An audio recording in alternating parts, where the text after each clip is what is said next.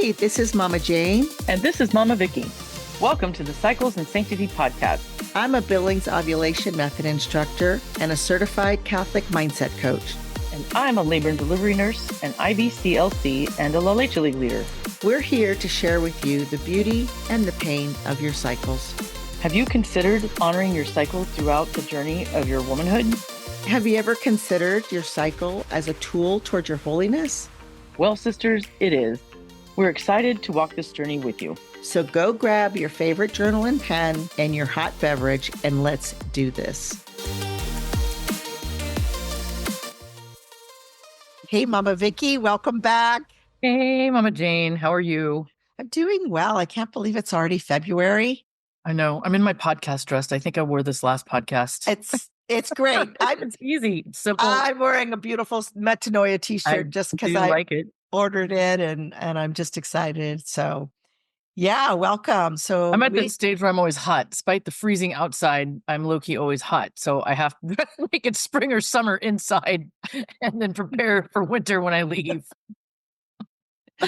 Yeah, well, I know my husband. Cycles and sanctity. Beautiful, beautiful things. We can talk about that on another. That's right. That's right. How our bodies affect us, right? The body and only the body makes visible what is invisible, both human and divine. And today our podcast is the joy. I love that we picked the joy of raising daughters. Yes, absolutely. Well, we've been doing a whole theme of joy, right? Because, well, first of all, as sanguines, that is one of our gifts, is just joy. We're just joyful people. But also, it's just so easy to go down the negative. Yes. So, and since we both have daughters and we have spiritual daughters, it's just beautiful. Goddaughters and granddaughters. Yeah. I'm so excited. I know that is exciting. It is. Yes. It is. Being a grandma is a totally different. It is. It's great. The grandmas of the world. It's right. It's fun to be a grandma because you have some wisdom under your belt.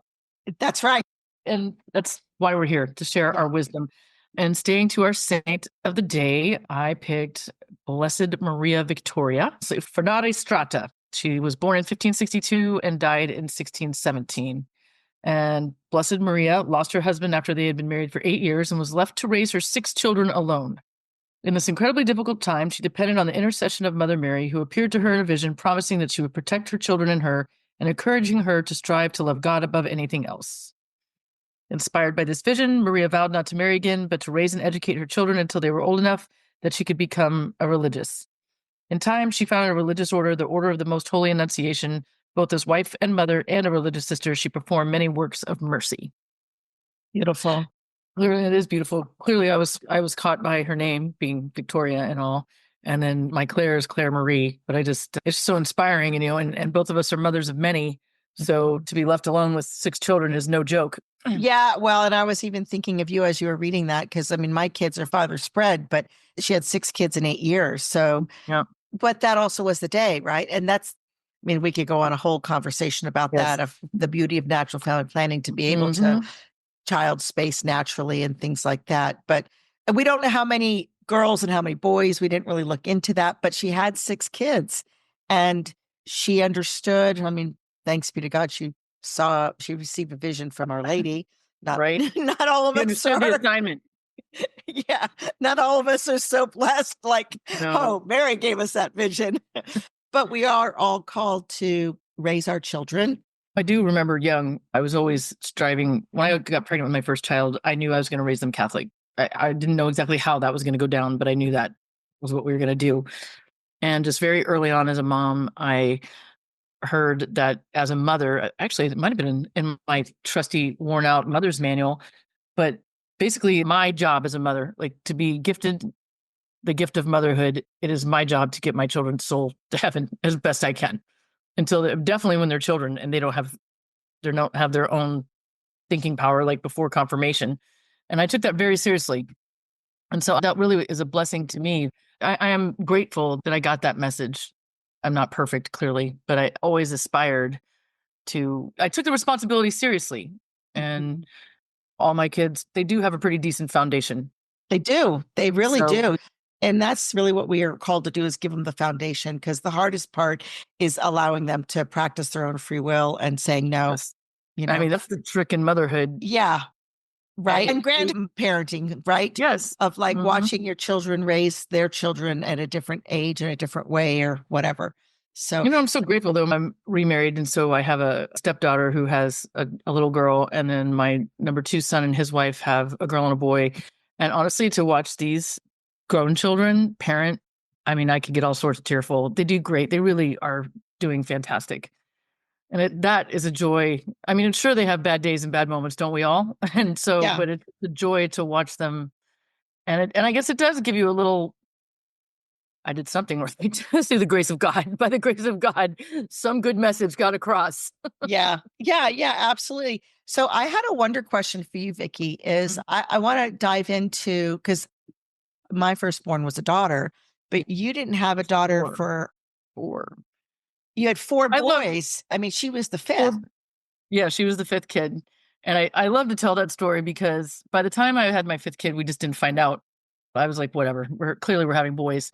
And people would ask me, what are you going to do if it's another boy? And I'd be like, the river. What do you mean what am I going to do if it's a boy? I guess raise it with the rest of them. And then shocker of shockers, she was a girl. And then I kind of thought I had flipped to a girl switch, maybe why I had this thought, I don't know. And I had a boy. And then I had 2 more girls. And then like through my second marriage, I do have 2 stepdaughters. And it's just been, daughters are interesting. I know I've said this on the show before. I feel like I like to learn things the hardest way possible. God's like, you could take this easy path. And I'm like, oh, heck no, I'm going that way. Because as a secondary cleric, you thrive on challenges, girl. Yes. So I'm like, that looks way too easy, Lord. I'm going to take this super challenging way. And my oldest daughter, my birth kids, is 25. My girls are 25, 20, and 15. And I also make the joke, do not have daughters 5 years apart because you will have a teenage daughter in your house for decades. It's not terrible. We're talking about the joys, but it has taken this long. My oldest daughter taught me how to be a mother to a daughter. And we did have a lot of struggles. And I wish I could have done things differently. Like I had boys. She was my 5th child, so I could do the childhood thing. But girls really start coming into themselves in my experience with my daughters and my stepdaughters. About 13, things start to get a little, they're trying to find their position in the family and you're the matriarch and they challenge that constantly. But it's not so much like boys and dads or boys and they kind of want to buck heads, but girls are a lot more emotional. And it took a long time. My feelings got hurt all the time. And this is before I had coaching and didn't understand that I didn't have to operate on every feeling I got. And so I found my daughters hurt my feelings more, which that's a me thing. It's not a them thing. Yeah. And so fortunately or unfortunately for my oldest daughter, Beth, she had to, I'm going to get teary. She had to endure learning how to be a mom to daughters. Yeah. I'm going to take the stick so you can kind of recover. My daughter it was my firstborn. If you've heard my story at all, we practiced natural family planning and first month we got pregnant. So I kind of figured that I knew what I was going to do. And then of course, there was 7 years of dryness. The plumbing didn't work. And Steve was in the military. And because of his job, he was an armor officer and there was a lot of training exercises. Like he wasn't home other than her birth. The next time he was home for her birthday was when she turned 6. Because they were always out in the field during that time. That's what in my first marriage, they were always in the field too. Yeah. It was very much, because I have unfortunately experienced being a single mother, it is different. It is not the same, but you're still alone. Yes, exactly. And so, it's a lot. It is a lot. And then because we were the only 2, and then I chose to homeschool, you're right. Like we were very tight, but then also, I know this is about the joys, but I'm going to just put it out there. I was listening to a podcast back in January when I was driving my son back to school. And this gal was just kind of talking, she's a coach, and she was talking about our stress factors, how we deal with stress. And she talked about, which we all know, right? How do you deal with stress? Your cortisol goes into fight, flight, fawn, or freeze. But what she did when she talked about the fight aspect, she talked about what it looks like to fight the stress. And all of a sudden, all of these memories of me yelling and screaming. And I was really emotional. Thanks be to God, it was on the drive home. So I was by myself. I started crying. And when I got home, I think it was actually the next morning, I text the group to the kids and just said, you know what, I'm really sorry.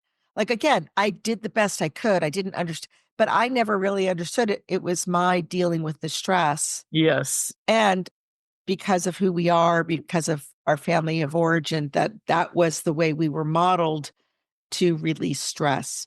We weren't taught to freeze during stress.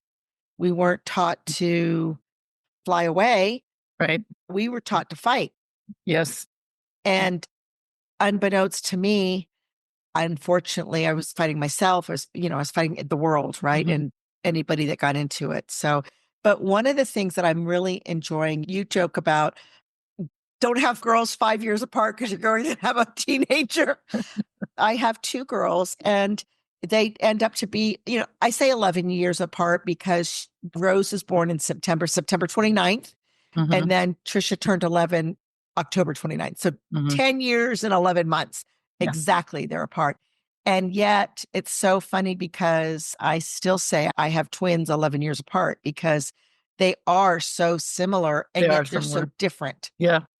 Their countenance is very similar. And people will say, do you have twins? I'm like, no, they're 11 years apart. And at one point, I wanted to put the two girls in a room together. Now, Mhm. I mean, by the time Rose was 3, Trisha was 14, and my husband's like, no, you don't do that. So I say my Rose is my rose among my thorns because she's got an older brother and then two younger brothers, right? But it is a joy. It's a beautiful, we've had our difficulties. And one of the other things you talk about how with Beth being your first daughter, not understanding like as they're growing up, kind of hurting your feelings.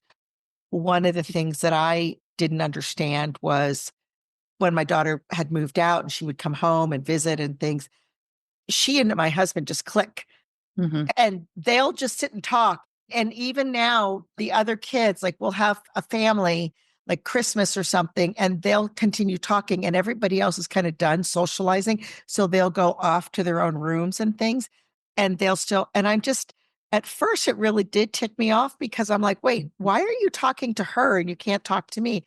But now I've realized like they're just so similar.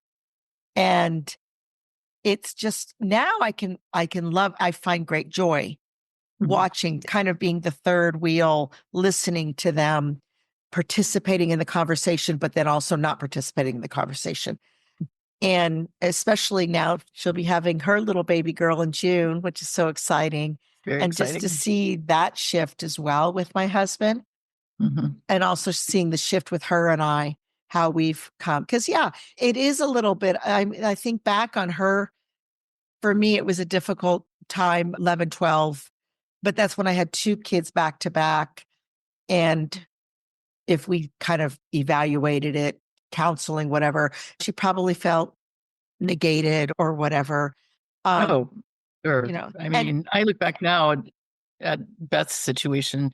You know, in mothering, when I grew up, we just didn't question it. I mean, our parents were the ultimate authority and there was no negotiation.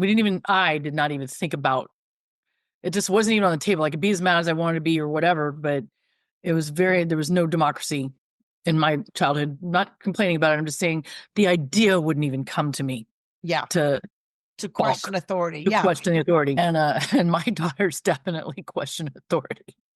And so I guess, one of the things in raising my daughters, and right now I'm really thinking about Beth, is just that I was so shocked to have her respond. And I guess, I didn't even think of some of the situations from her point of view. In raising her, I was able to see now.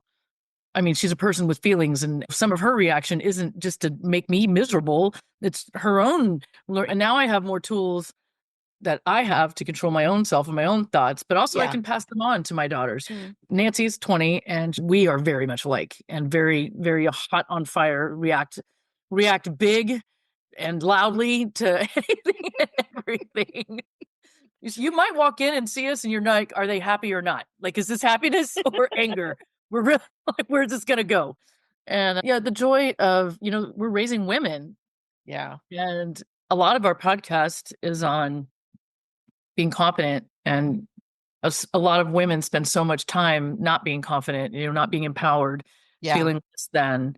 And it's a gift to have daughters and raise them empowered. So despite the I fought authority situation with Yeah. daughter number one, it definitely, I'm glad she's strong. I'm glad. And none of my girls, well, Haley, my oldest stepdaughter, has a daughter, but my girls don't have kids yet. But Beth is married now, and our relationship has changed with that. Yeah, right. Well, Mm. and it's supposed to. That's the other thing. It's like it's supposed to change. That's the aspect. It's funny. One of the stories that Trish and I were talking about one time about she's older, and then especially when she went away to get her master's, she was distant. So there is this gift of leaving home because then you can Yes. kind of see the home in a new perspective. And she came home one time and she was sharing with me about the gift of, how does she put it? She said, Mom, one of the things I really appreciated about you is that you really never cared what I looked like, what I wore, as long as I wore something warm or had socks on. And so I could wear stripes with plaids. You wouldn't say a thing. And how she evaluated that was, she said, that gave me the opportunity to really discover my own unique fashion. And of course, there's the story of her at 14. Love it. Blue hair. Yeah, with the blue hair. She wanted to dye the blue hair. She was like the most confident. She was probably the most confident woman at that family reunion at 14. She really was. And yet, Looking back. and yet, I mean, she and I had a long conversation about that. I mean, as she was going into her teenage years, I kind of, it's a long story, but I gave her this rule of like the walls, right? You got to stay within the walls. So it can't be immoral. It can't be illegal. It can't be unhealthy. Yes. It can't be permanent. And when she asked me about blue hair, I'm like, well, it's not permanent. I really did beg her to do it after that family reunion, but I love that she did it. That was my favorite part of the entire reunion, her blue hair. And it was such a growth experience for all of us. And later, one of the things she was able to share with me, because we don't have the language, we don't know how to express ourselves, right? But later she said to me, the reason why I wanted to have blue hair was I was so self-conscious of people looking at me that at least if I had blue Put it hair, out there would be a reason for people to be looking at me. And I thought, wow, how wise. And for me, as this Catholic homeschool mom, and we went back to see our Catholic homeschool families, and they were like, what are you doing? Like, it's hair, right? Like, let's put it into perspective. But being able to walk with her in public, acknowledging her, like that was really a test for me to say, how much am I going to love my kids, no matter what they do, right? Like, do I love them unconditionally, no matter what? And that was really the beginning of really breaking that open and challenging me to love her no matter what. Yeah. Well, Nancy shaved her head. I remember that. That. My life is such a blur. I really feel like it was a couple of years ago. Right. But I'm trying to remember. I feel like it was around COVID. It was. Well, it was definitely before. It was either before or during. It was during COVID. It was during because Beth was home. Beth had come home from Spain, and I had worked the night before, and she put a TikTok up, and I don't remember how because I'm not on TikTok. And anyway, I see that she videoed chopping of her hair, looking crazy. This crazy song. I say that in the most non-judgmental, loving way. But I watched it. Actually, I think Beth showed it to me when I got home. She was like, "Hey, check this out." And my daughter, who had hair this long, had a shaved head, like basic training. And I was like, I really was like, this is my face. And Beth's like, oh, you're going to judge her? And I was like, no, but she had hair past her shoulders when I left for work. And now she has a buzz cut. And so I'm just needing a moment to process this. And Nancy could rock it, just like Patricia rocked that blue hair. She looked good. Nancy did. Nancy has a nice shaped head, and so she could pull it off with her confidence. But it did teach me you got to let. A lot of times, I think girls challenge us. Somehow, we judge ourselves on how they are, the kind of girl or woman they're. Somehow, we judge ourselves more harshly than like the boys. For some reason, to me anyway, like I didn't take it as such a self-reflection if they did stuff, but when my girls did it, I took it so to heart. Like it was about me, and it was never about me. Yeah. And like you said, Nancy shaving her head and me not freaking out and telling the world, like, it's hair. If she chooses to keep her buzz cut for life, then I guess so be it. Yeah. And it was a big lesson in honoring their walk. Yeah. And it's so important as a mother to be approachable. Mhm. I have a good relationship with my mom, but it was never, as especially young, it was not, she would not be on the list of people I'd go to problem solve, which after my life choices, I think it's important for a parent to be one of the go-tos. And yet that's difficult because, I mean, this is supposed to be the joy of daughters, but I used the excuse that I was raised by the stepmother. And right. so there was always that disconnect, and especially during the teenage years and things like that. And I mean, thanks be to God, your mom's old enough. She's the oldest and I'm the youngest. And I always kind of considered her kind of my second mom. Right. And I could go to her. And again, that's also that beauty of the red tent and having multiple relations with different women. It is a joy. And honestly, with Claire, I really get to experience the joy. That has been a gift for me. Well, number one, I mean, I definitely credit time. I mean, I've been a mother longer. I've gotten 2 girls out of the house, and I found coaching and found my path and relied on God more and didn't rely on myself a lot. So much of my motherhood, especially my older daughters, I relied on me. Like and we can't do it. We weren't meant to do it by ourselves. Yeah. For me, that experience that I had when I was driving back from Dallas, that was just an aha moment. And I mean, I jokingly tell my kids that they can spend all their inheritance on therapy because of all the things that I did wrong. But really, I mean, just the fact of owning up, like I was broken when I was raising you. And that's another interesting conversation that my oldest daughter and I had when she was getting ready to go move away to go get her master's. And she was like, Mom, by the time you were my age, you already had me. You'd been homeschooling. You'd already dealt with infertility. You had a second one. Like, I can't even imagine that aspect. So it's just a different phase. It seems like I've been reading a lot of articles about they're getting married later. It's a harder economy. So buying a home, getting married, raising a family, it just seems like so overwhelming and impossible. Well, society is definitely telling them that.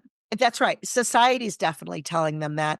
And there is a truth. I mean, my husband and I were talking the other day, and he's like, he looked at me and I goes, we're the last generation that is doing better than our parents. And I was like, as a coach, I was like, well, that's a thought. Yeah. But there is some evidence to it. So there is some mercy in supporting our kids and everything. But yeah, the joy of motherhood, like another joy that because Trisha is so much old, she's almost the second mom. She was 8 by the time Johnny was born. And so she was always that second I mom. remember that's back when Graham was sick, and I thought Patricia was grown because my oldest was only 3 or 4. And so she was like, should have had a job by then. Yeah. We had that conversation about walking around Washington, D.C. And DC. poor I remember girl because got she tired. eventually got in the stroller because she was exhausted. Because what 8-year-old can make the DC monument trek? Not many without a break. And this is back before we were demilitarized, so we were like, we must go. It was kind of interesting. Well, looking back, yes. It's been a great gift for her because again, one of the things I think for her, like I've been open, I hope, probably not as open as she would think, but I have been open to listening to her perspective of things. And I mean, especially teenage years, oh my goodness, I'd always take her shopping for clothes because I just have no clothes set. Like, just put clothes on me. I don't care how it looks. Like, I just not fashionable, Shopping's a big stressor for me too. So, but my girls, because I mean, when Beth was a teenager, we were very financially strapped. And so she is the master of thrift shopping. And then she made the other girls. I mean, then it kind of became a fun thing. Yes. Because she was the oldest sister and she would take the younger girls out to thrift shop. And I mean, I can give you $25 to thrift shop and everybody comes home with something. So there's so many joys in raising a daughter. Once you realize, again, it's not about you. I think moms need to hear that and just embrace embrace it for what it is, and trust. Again, God put everybody on this planet for a reason, including your daughters. Yes. And so he has a purpose for them, and it's not small. Or Yes, even if it is exactly. small, it's part of the big pictures. And to empower them and to let them, clearly teach them respect and modesty and things like this. And I think we've done a pretty decent job of that. But if you have a daughter and you are struggling and it does not seem joyful, I highly encourage you to reach out and get some coaching, because a lot of the struggles, you could put them into perspective and manage them more bite size. And if you're like Mama Jane and I, and you were raised in a fight is the option to stress, and you don't even know there's another option. Like for so long, I did not know that not fight, like there was any other option in the fight or flight. Like I didn't know about flight or fawn or freeze. It was just engage. Yes. Yeah, exactly. Because we enemy just modeled engagement. we modeled what we were modeled, right? And so giving that opportunity, and even the mini me, that aspect. Oh, she's a mini me. She's not a mini you. No. She She's is her woman, own. her own. She may have tendencies. She may have physical features. Like both my girls have my body type. Do I wish they had their dad's body type? Yes. I mean, like, why are the boys all thin and skinny and we're not? I know, but right? We're supposed to be voluptuous. That's the womanly aspect. But Well, anyway, it's funny. My girls, I mean, Beth is tiny. She is. And then Nancy's more like me, sturdy. And then Claire's kind of a mix. Yeah. Yeah. And that doesn't say anything about you. No. It's this womanhood passing on. Again, you and I have talked about this book. Maybe we'll pull it out one day, but that red tent aspect of coming together as women. And yes, there's going to be some journey. There's going to be some struggle as they get to that teenage year, because what I always tell the confirmation parents is like, you want them to give you a hard time. That's part of their process, because they're trying to they're testing what is true. Are you walking the walk, or are you just telling them something? And testing their ability to maintain, to defend themselves, to stand up for what they think is right. That's right. And I know that in a parenting class one time, I heard that you want your kids to fail at home. You want them to struggle at home because we love them. Yeah. The world doesn't love them like we do. Yeah. So, right. And women have enough of a time just in general. So let them almost, I wish I'd had this perspective with my oldest daughter, but almost take it as like a compliment if you're getting some kickback. Yeah. That's right. Because you're safe enough to kick back. You're right. That's exactly right. Yeah. That's so beautiful. We want the home to be the safety net, to let down the hair and to be the real self, because dye it blue or shave it off. Or these people that are living here are going to love you no matter what. I hope. Now, if you live in a really, really dysfunctional, I mean, we're all dysfunctional, guys. Yeah. We're all sinners. We all have our woundedness. We all have our brokenness. Nobody's perfect. And so if you are a daughter that has maybe some mom issues, some motherhood wounds, as they call them, I want to encourage you to maybe look at your mother in a different way. Yes. With gentleness and mercy. Yes. And the same thing with moms. I mean, if you don't find joy with your daughters, that's a good exercise. It's one of those exercises that I'm always asking my clients to do, is the 10, Lord, I'm so grateful for, and find 10 things that you're grateful for that particular daughter or that particular. And honestly, once you start, you usually just can't stop. 10's not enough. Absolutely. And then we can affirm them and remind them how beautiful they are, how grateful we are for them. Because with my oldest daughter, well, with both the girls, I'm so grateful. And I love it when we have a girls' day out. We've gone to Truth or Consequences in New Mexico. They have the hot springs, and we've done that a few times. And we've created memories of the womanhood, and it's beautiful. And now we're going to have the little woman, right? The little baby. Yeah. So Catholic Divas, we hope that you can find joy with your daughters. And we would love to hear your response. Write a review.